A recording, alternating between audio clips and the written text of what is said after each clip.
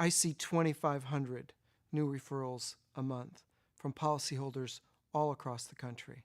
And part of the things that I see are the top 10 mistakes that policyholders make. Number one, can the insurance company take away your policy based on a fraudulent misstatement? Did we materially misrepresent anything on the application? That's where a carrier can come back and contest what we said on the application.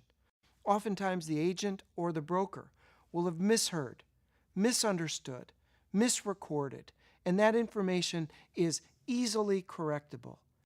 Second, pre-existing condition, to see whether anything that you had before is similar to the claim that you're filing. Most of the time, the language is clear as mud, and it's a Swiss cheese full of holes policy. So take a look at the pre-existing condition. Third, policyholders don't understand the features, advantages, and benefits of their insurance. They know they bought a policy. They know they got a promise from the agent that it's supposed to work this way or that way.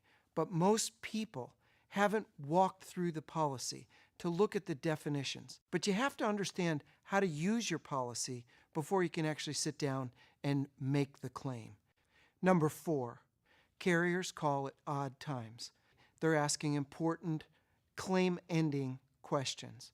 Keep your conversations brief.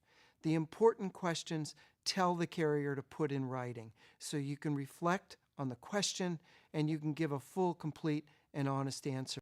Number 5, documents. Once they start asking for documents, it's a never enough situation. They want medical records, they want an authorization, they want prescription medical. Some things you don't have to provide.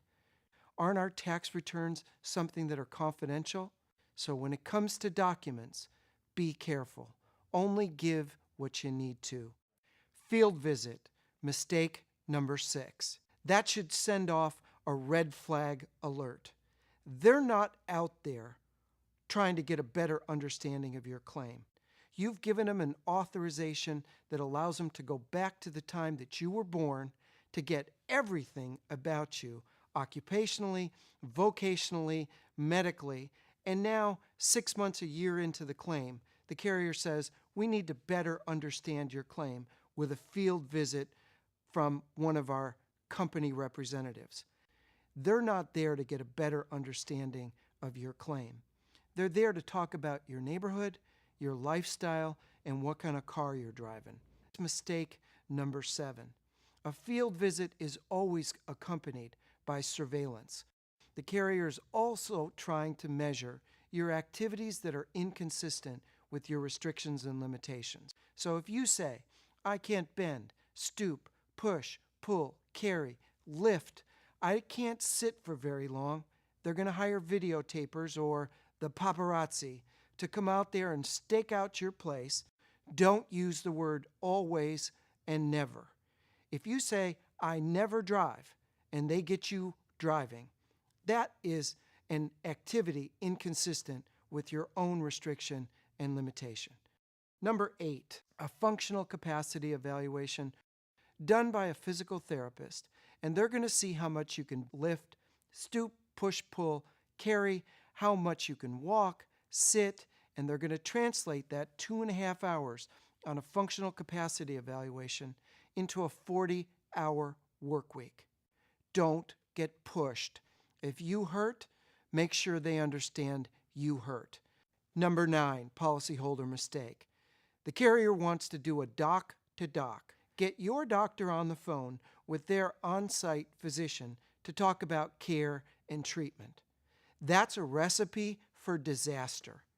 How often does your treating doctor have your file with them 24/7? There's nothing in anybody's policy that says they get to talk to your doctor on the telephone. Why not have your doctor suggest they put their questions in writing? Policyholder mistake number 10. Do you appeal or don't you? In the denial letter, the carrier says, would you like to appeal? You can appeal within 180 days. Why in the world, if we don't have to, would we give the carrier a second bite at the apple? They're not supposed to look at the claim with their eyes closed or point all their discovery and all the things they've gathered to use against us as a policyholder. That's not fair, that's not right, and that's not what the covenant of good faith and fair dealing requires them to do in your state. Appeal or not appeal. It can mean the difference between a bad faith claim or being prevented from later getting to file your lawsuit against the carrier. You need top insurance help to answer that question. Last, and I know it's not one of my top 10, the most important advice I can give to policyholders across the United States is don't give up. They beat you up, they wear you down, they starve you out.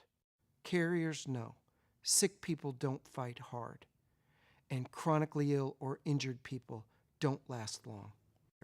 We hear it 2,500 times a month. You can do this.